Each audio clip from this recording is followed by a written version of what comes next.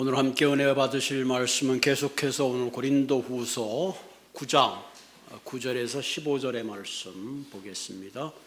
고린도후서 9장 9절에서 15절까지 말씀 한 절씩 함께 교독하시도록 하겠습니다.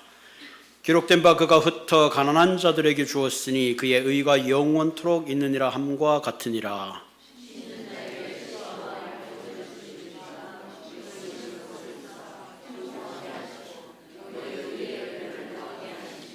너희가 모든 일에 넉넉하여 너그럽게 연보함은 그들이 우리로 말미암아 하나님께 감사하게 하는 것이라.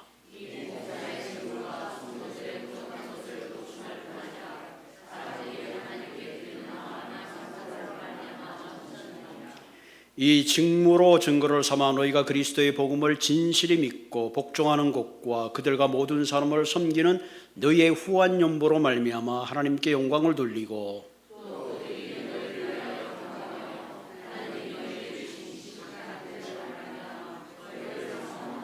함께 읽겠습니다. 말할 수 없는 그의 은사로 말미암아 하나님께 감사하노라. 아멘.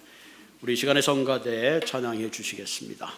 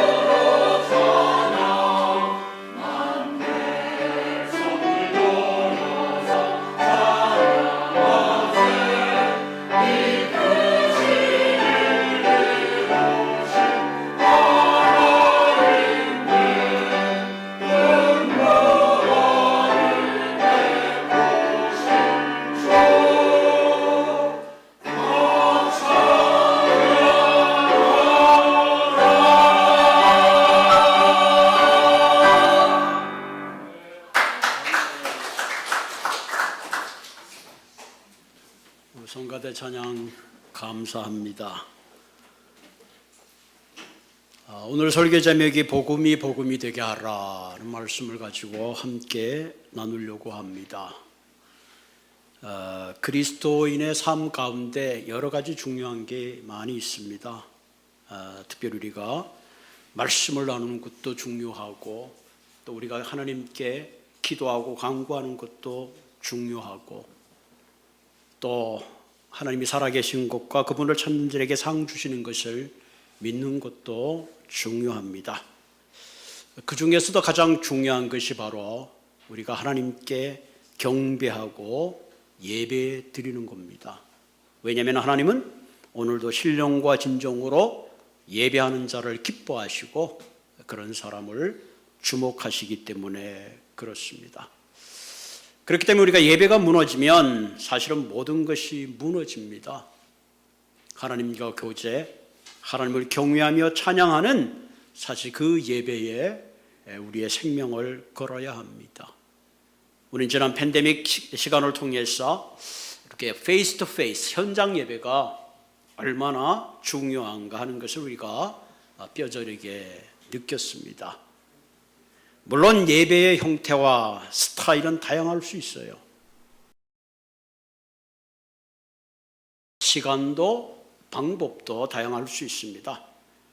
또 예배 방식에 따라서 자연 가운데서 자연을 보며 하나님께 예배드리는 자연주의적 영성 예배도 가능합니다. 그래서 가끔씩 이렇게 피크닉 가서 우리가 자연을 보면서 하나님의 놀라운 그 아름다움을 체험하기도 합니다. 때로는 예배드릴 때 그냥 박수치고 통성기도를 하며 할렐루야를 부르짖는 열정적인 그런 예배도 필요합니다. 그리고 어떤 경우에는 조용히 묵상하면서 촛불을 켜놓고 또 하나님께 자신의 내면을 돌아보는 그런 감각적인 예배도 있습니다. 또 어떤 예배는 금식을 하고 금욕을 하는 그런 예배도 있죠. 그리고 우리가 팬데믹을 통해서 우리가 많이 유스됐던 온라인 예배도 있어요. 그래서 어떤 책 제목은 이런 책이 나왔어요. 나는 접속한다, 코로나는 예배한다. 그렇게 카톡이나 유튜브에 들어가서 지금도 이 시간에 또 저희들이 지금 실시간으로 예배를 지금 하고 있습니다만 집에서 보시는 그런 분들도 있고 혹은 차를 타고 가면서도 카톡을 열어서 오늘의 이 예배를 보시는 분들도 계실 겁니다. 이처럼 이제는 예배가 모든 장소와 시간과 그런 데 구애받지 않는 좀 더 다양한 의미의 예배를 우리가 접하게 됩니다. 그런데 중요한 것은 어떤 형태의 예배를 드리든 간에 가장 중요한 것은 우리가 예배를 통해서 살아계신 하나님을 인격적으로 만나고 영적 교감이 없다면 그 어떤 예배도 사실 소용이 없다 하는 거죠. 그러면서 저와 여러분들 오늘 이 시간에 하나님과의 어떤 영적 교감, 인격적 만남, 하나님의 놀라운 임재 가운데 여러분들이 위로받고 능력을 받는 그런 예배가 되기를 주님의 이름으로 부탁을 드립니다. 이때까지 우리는 예배 그러면 굉장히 제한적인 공간적인 예배만 생각할 때가 많이 있었어요. 그러나 성경을 가만히 보면 하나님은 물론 제한된 공간에도 계시지만 더 나아가서는 예배의 더 넓은 의미를 우리가 한번 생각해 볼 필요가 있습니다.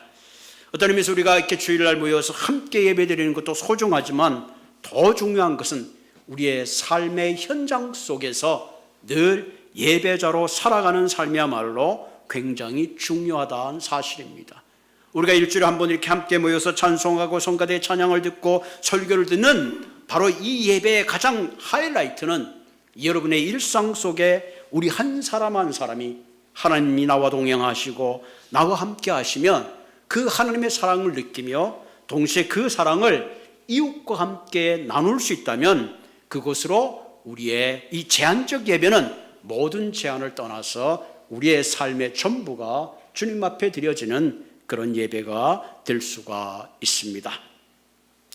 히브리서 13장 15절 16절에는 이런 귀한 말씀이 있습니다. 이러므로 우리가 예수로 말미암아 항상 찬미의 제사를 하나님께 드리자. 이는 그 이름을 증거하는 입술의 열매니라. 오직 선을 행하고 서로 나눠주기를 잊지 말자. 두 가지 예배를 말하고 있죠. 하나는 하나님께 찬미의 제사를 드려서 그 이름을 증거하는 그런 예배죠. 함께 모여서 드리는 이런 예배입니다. 또 하나의 예배는 뭐예요? 선을 행하여 서로 나누어 주기를 잊지 말자. 그러니까 예배의 하이라이트는 서로가 선을 행하고 나누어 줌을 통해서 아름다운 열매를 맺게 된다는 사실입니다. 찬미의 제사도 중요하고 또 나눔의 제사도 중요합니다. 그 어느 것 하나 중요하지 않은 것이 없습니다. 그러므로 이 두 가지의 예배를 잘 밸런스를 맞추어야 합니다. 그럴 때에 그가 실제적인 하나님이 보시는 그런 신령과 진정으로 드리는 예배의 아름다움이 우리의 삶 속에 나타나고 있는 거죠. 오늘 제가 여러분들에게 설교의 말씀을 전하고 있지만 궁극적으로 이 설교가 좋다라고 끝나는 것이 아니라 이 설교가 열매를 맺기 위해서는 여러분들이 돌아가서 일주일의 삶 가운데 어떤 예배자의 삶을 사느냐에 따라서 오늘의 설교가 아름다운 열매로 나타날 수도 있고 때로는 그렇지 않을 수가 있다는 사실입니다. 그런 의미에서 오늘 저와 여러분들 이 아침에 오늘 예배가 오늘 이 시간에 11시에 시작해서 12시에 끝나는 예배가 아니라 이 예배가 내 삶 속에 계속되어지고 그 연장선에서 함께 선을 나누고 하나님께 영광을 돌리는 진정한 의미에서 예배가 되고 복음이 되는 그런 삶이 되기를 주님의 이름으로 부탁을 드립니다. 자, 그럼 그렇게 하기 위해서는 우리에게 무엇이 필요한가? 지난 2주간에 계속 걸쳐서 우리가 고린도 후서를 나눴습니다. 고린도 후서는 특별히 연보에 대한 얘기가 나와 있죠.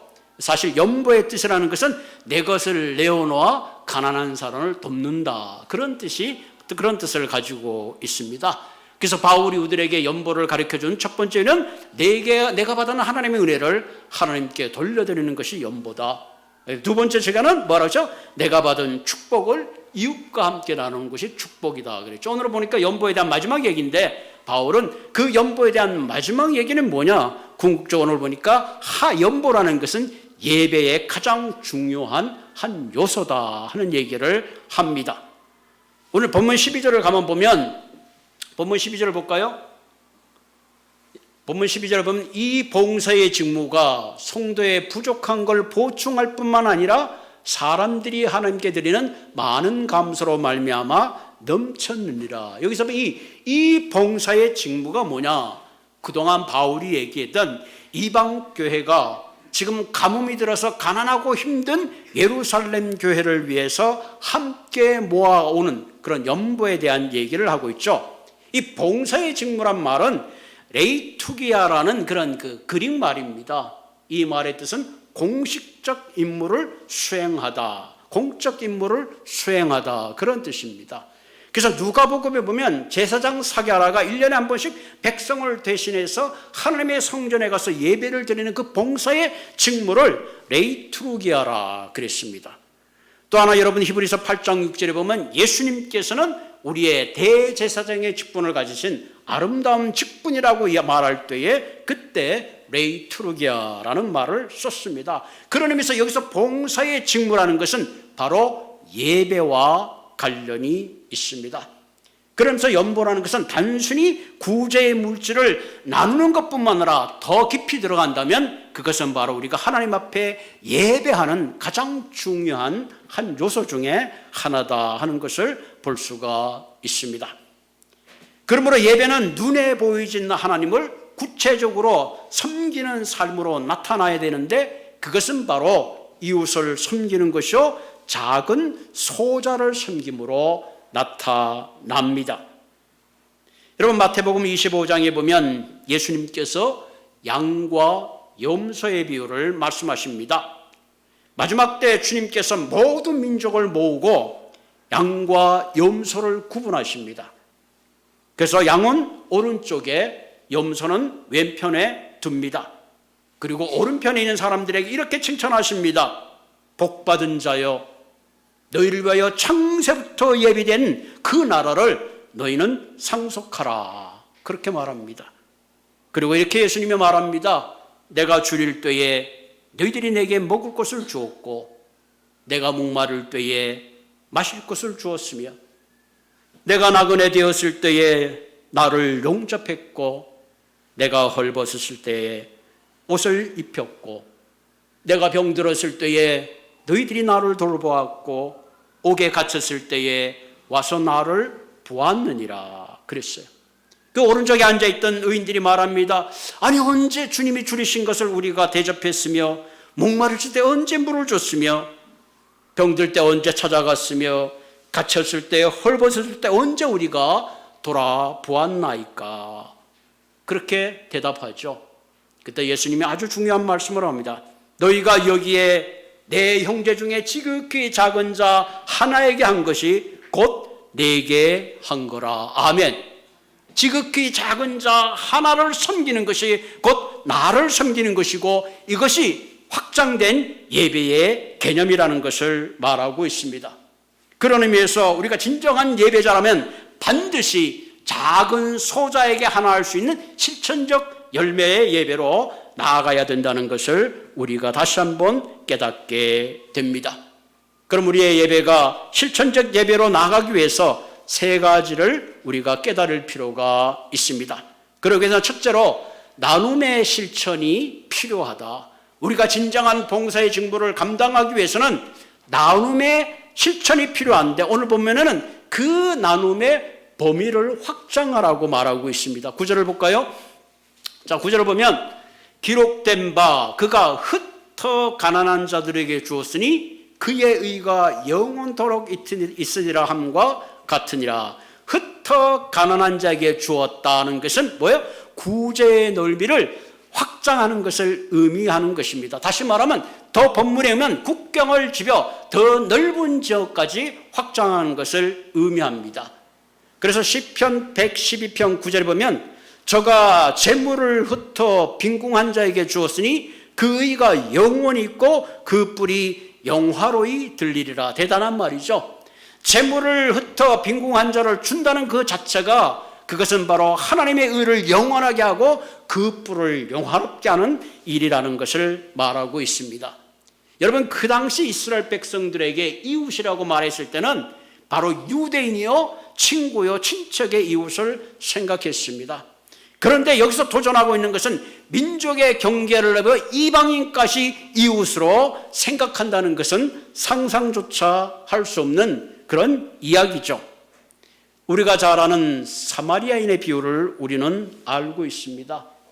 한 율법사가 예수님을 찾아왔습니다. 예수님, 내가 어떻게 하면 영생을 얻을 수 있습니까? 하나님을 사랑하고 내 이웃을 사랑하라. 너무 정답이죠. 위로는 하나님을 사랑한다면 아래로는 내 이웃을 내 몸과 같이 사랑해야 합니다. 그런데 이 율법사가 한 번 더 질문을 합니다. 그렇다면 누가 내 이웃입니까? 그때 예수님은 내 이웃은 바로 강도 만난 사람이 내 이웃이다. 그렇게 대답하시죠. 그리고 말씀하시기를 강도 만난 사람을 도와준 사마리아인처럼 너도 이와 같이 하라.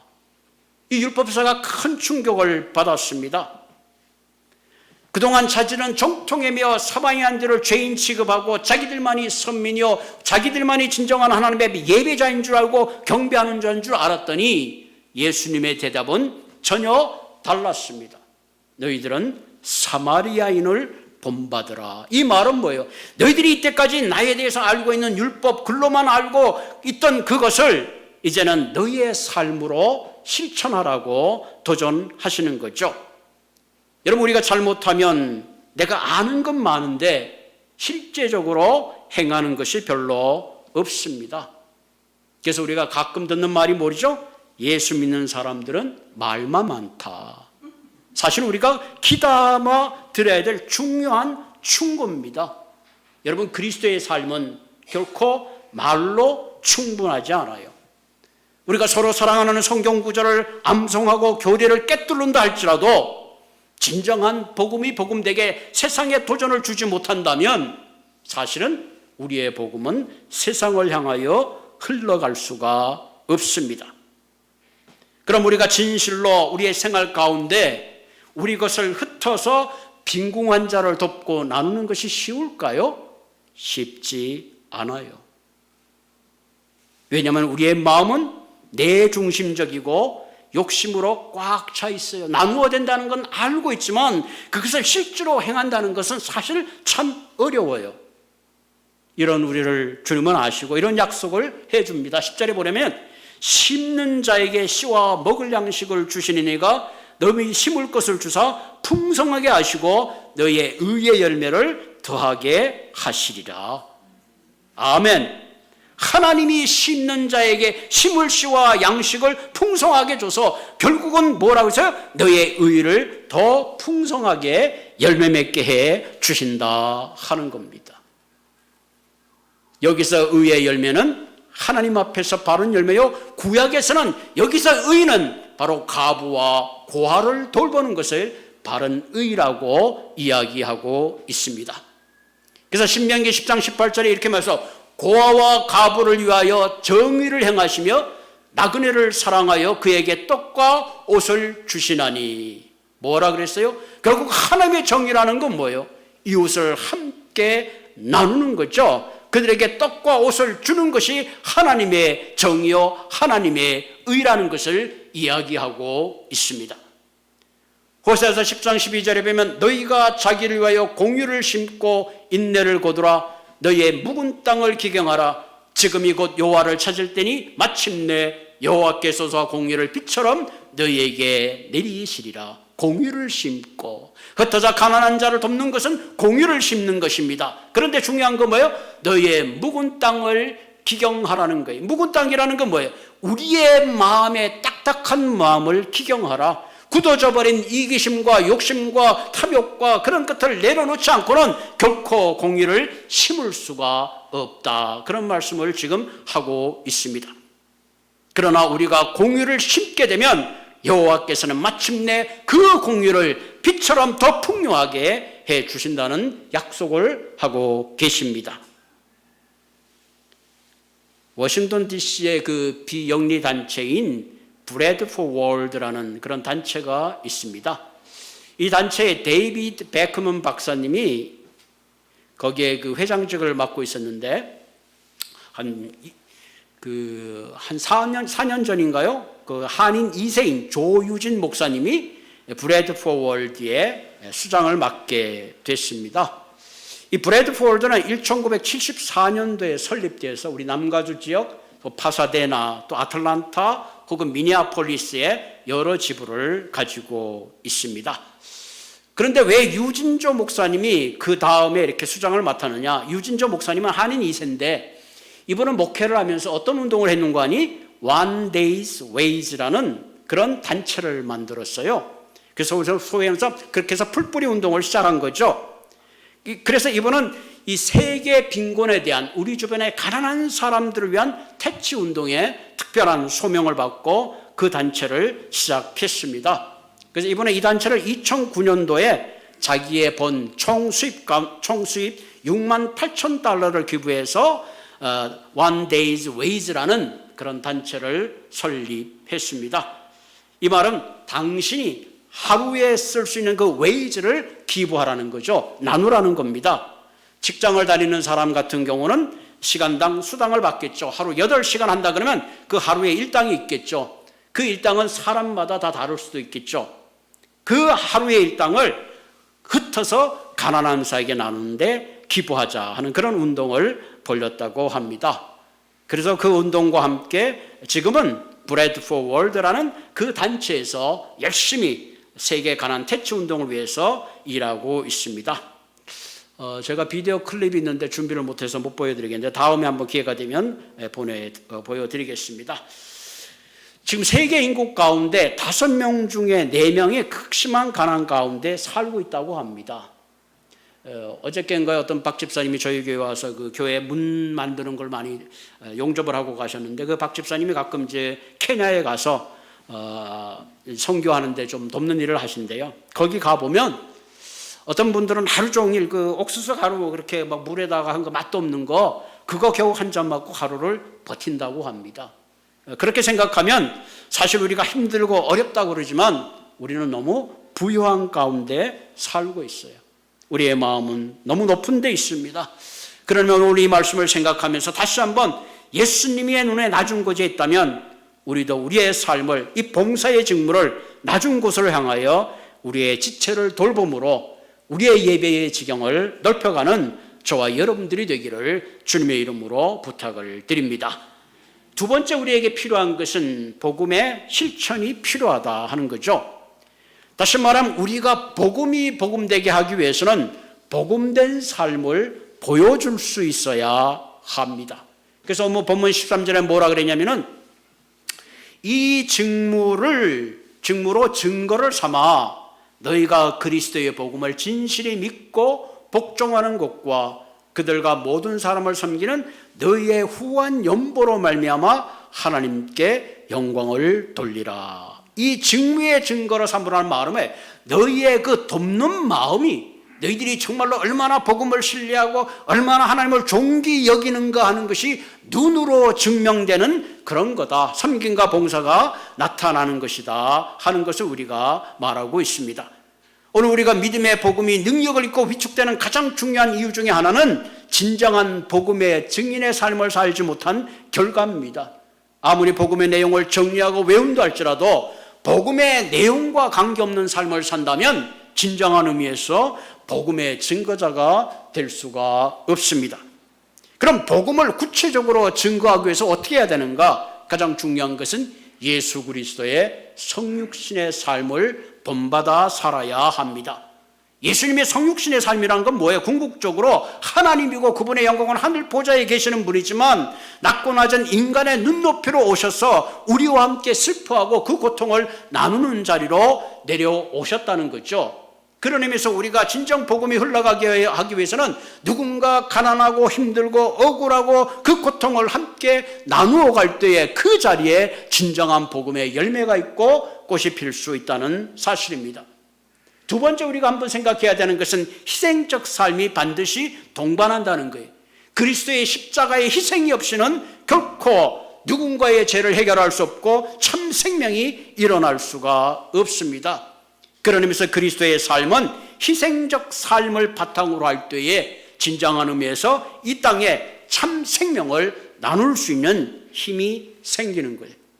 세 번째 중요한 게 뭐예요? 능력의 삶을 살아야 돼요. 이 능력의 삶이라는 것은 부활의 소망을 바라보는 삶이죠. 죽음과 절망을 넘어서는 것은 오직 부활의 능력의 삶이라는 사실입니다. 그런 의미에서 이 직무의 증거를 삼는다는 것은 우리가 성육신의 삶을 따라가는 삶이요, 동시에 우리가 함께 희생적인 삶을 각오해야 되는 것이요, 동시에 죽음과 절망을 넘어서는 부활의 소망을 바라보고 삶을 살 때에 비로소 가능하다 하는 그런 말씀을 우리가 깨닫게 됩니다. 칼 알드맨이 쓴 책 팬인가 제자인가 한 책을 한번 제가 소개해드린 적이 있죠. 현대교회는 제자보다는 팬이 많다. 여러분, 팬과 제자의 차이는 뭡니까? 팬은 자기가 좋아하는 연예인, 자기가 좋아하는 축구선수 혹은 야구선수를 막 따라다니면서 박수와 환호를 보내지만 실력이 저조하고 인기가 떨어지면 더 이상 그 사람과의 인간적인 연관성이 전혀 없어요. 언제든지 돌아서는 것이 팬입니다.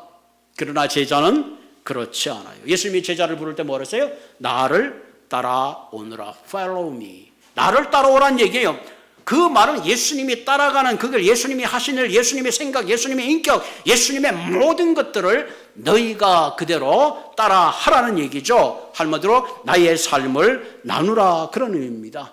그런 의미에서 진정 예수의 제자의 삶은 복음을 흘러가게 하는 삶인데, 그 흘러가게 하는 삶은 말씀을 듣고 순종하고 내 삶 가운데 내가 주님처럼 주님 생각을 가지고 주님의 기대를 가지고 살아가는 삶을 살 때에 우리가 진정한 의미에서 복음이 복음되게 하는 삶을 살 수 있습니다. 그러므로 복음이 흘러가게 하기 위해 1차적으로 우리가 나눔의 삶, 흩음의 경계를 더 넓혀야 되고, 두 번째는 우리의 삶이 복음적 삶을 살 수 있는 그 모습을 보여주어야 된다 하는 겁니다. 세 번째 우리에게 필요한 건 뭐냐면은 이 화목이 필요하다. 우리가 봉사의 직무를 감당하고 복음이 흘러가게 하기 위해서는 반드시 화목해야 합니다. 여러분, 나누어지고 분쟁하고 싸우는 것은 결코 성령의 역사가 아닙니다. 오늘 본문 14절을 볼까요? 14절에 이렇게 말하고 있습니다. 또 그들이 너희를 위하여 간구하며 하나님이 너희에게 주신 지극한 은혜로 말미암아 너희를 사모하느니라. 여기서 그들은 뭐예요? 바로 예루살렘 교인들이죠. 그들이 너희를 위하여 간구한, 너희를 위하여 기도한다는 거죠. 예루살렘 교인들이 그들이 보내준 연보로 말미암아 마게도냐와 아가자에게 있는 그 교인들을 위해서 기도했다. 성경을 얼핏 읽을 때는 그럴 수 있지라고 하지만 그 시대 상황 속에 예루살렘의 유대인들이 이방인들의 교회와 그들을 위해서 기도한다는 것은 굉장히 어려운 일입니다.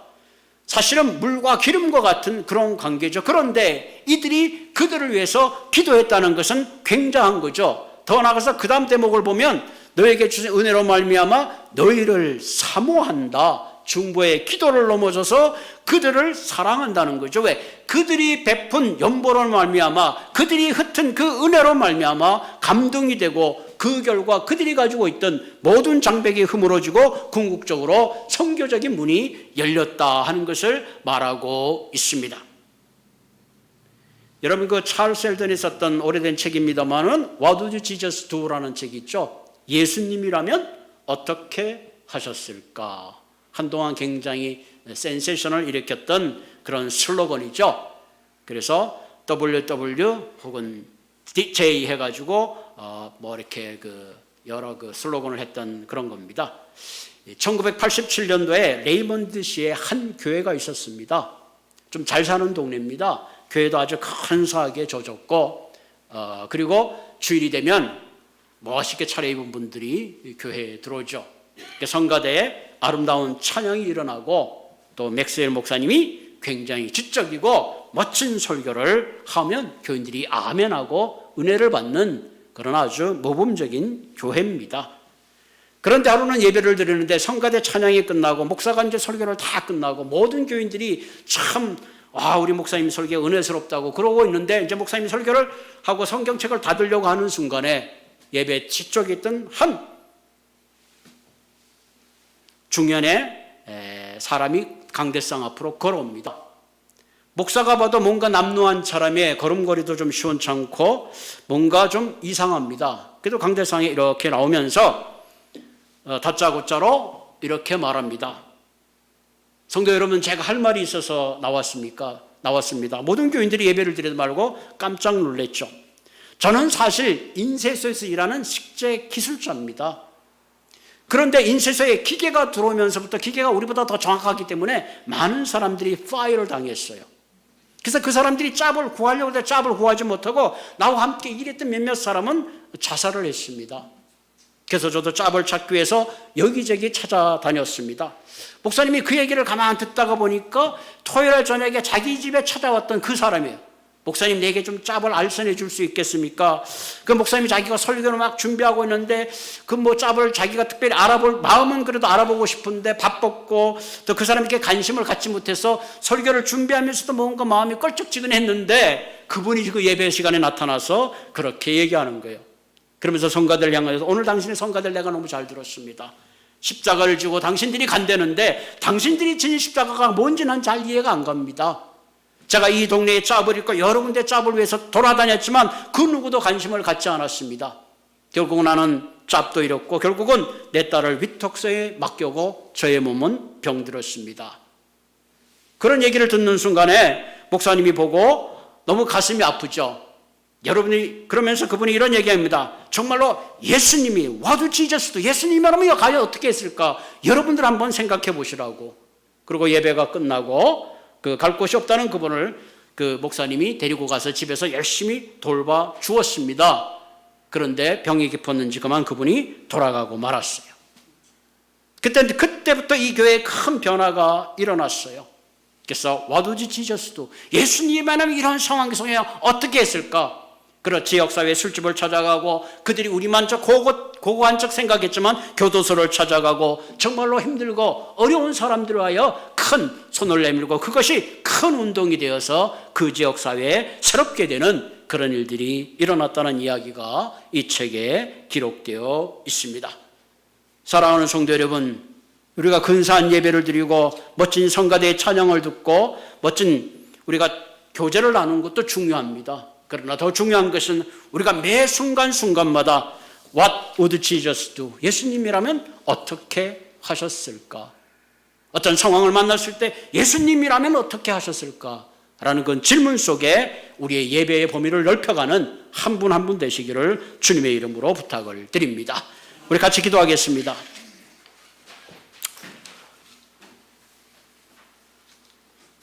하나님, 오늘도 우리는 잘 준비된 교회에서